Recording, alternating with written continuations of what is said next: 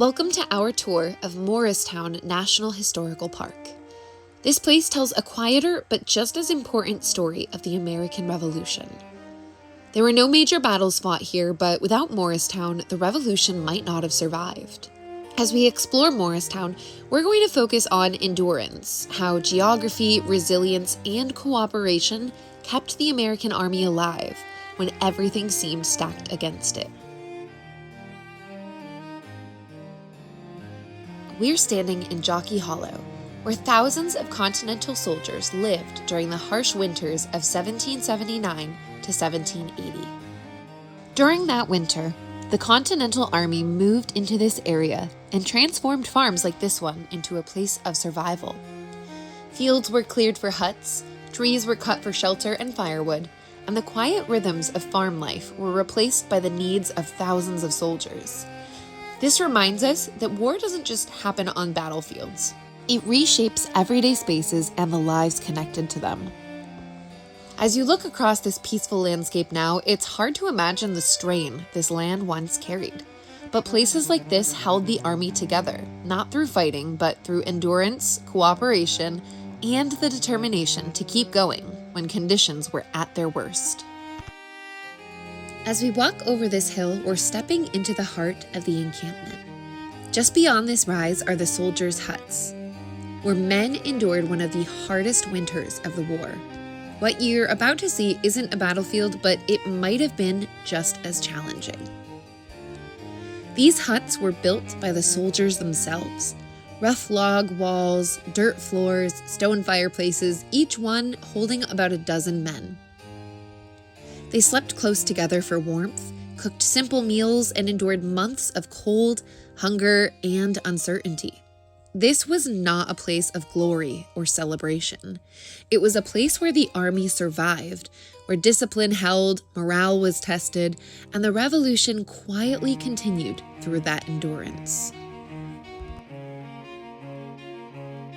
Inside a hut like this, space was tight and comfort was scarce. Soldiers shared heat, food, and exhaustion. These walls weren't built for privacy, they were built for survival.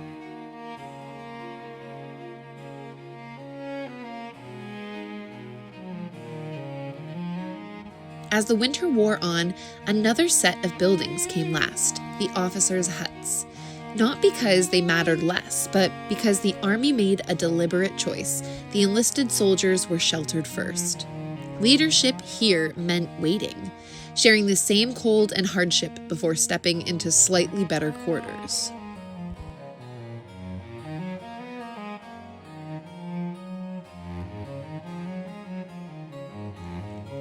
This hilltop is known as Fort Nonsense, and despite the name, it served an important purpose. From here, George Washington could look out over Morristown and the surrounding roads. Whether or not a full fort was ever completed, this high ground mattered.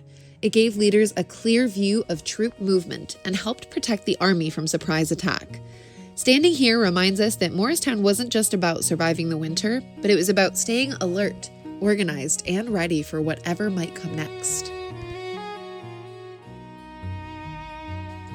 This building served as George Washington's headquarters during the winter encampment at Morristown.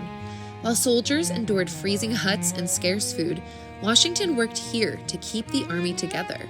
From this space, he wrote letters, met with officers, and made decisions that affected thousands of lives.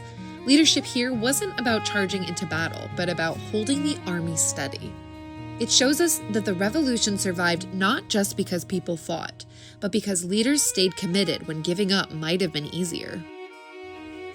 The Ford Mansion, where George Washington lived and worked, reminds us that this was also a home. The Ford family shared their space with the commander of the Continental Army, turning a private house into the center of military planning. This blend of everyday life and extraordinary responsibility captures what Morristown really was all about, a revolution sustained not by comfort, but by cooperation and resilience.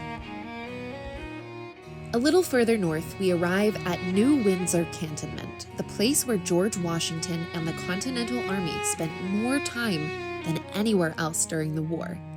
By the early 1800s, the fighting had slowed, but the war was not officially over. Soldiers were tired, underpaid, and uncertain about what independence would actually bring. This encampment wasn't about survival from the cold. It was about holding the army together when patience, trust, and hope were wearing thin.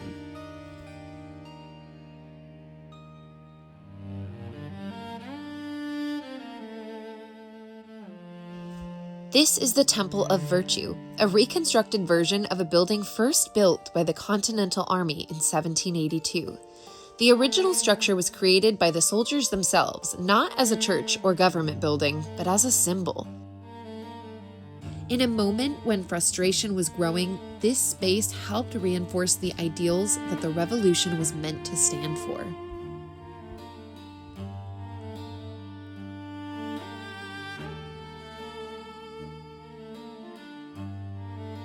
At the center of the cantonment stands a monument and the grave of an unknown soldier. This represents the thousands of men whose names were never recorded, but whose service shaped the outcome of the war. Many soldiers here had sacrificed years of their lives without knowing if they would ever be paid or even remembered. Standing in this space reminds us that independence was carried forward by people whose stories we may never fully know, but whose impact is still felt. Just down the road is Washington headquarters in Newburgh, where some of the most important decisions of the war were made. From this house, Washington faced one of the greatest challenges of his leadership, keeping the army loyal when anger and frustration threatened to tear it apart. Victory wasn't guaranteed yet, and the choices made here would shape not just the end of the war, but the future of the nation. This is the Tower of Victory, and even though it was built after the war, it represents something rare in history.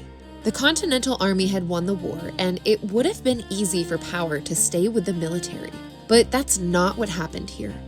Instead, the army chose civilian government over military control. At the center of that choice was George Washington. Standing here, looking at the Hudson River, he was preparing not to seize power, but to give it up, to step away from command and place the future of the nation in the hands of the people. As we leave Morristown and the surrounding cantonments, it's important to remember that the Revolution wasn't won only in famous battles or bold declarations. It was won here, in winters that tested endurance, in communities that kept the army alive, and in choices that shaped what kind of nation we would become. The soldiers who lived here weren't fighting for comfort or certainty. They were holding on to each other, to an idea, and to hope that what they were building would last beyond the war itself.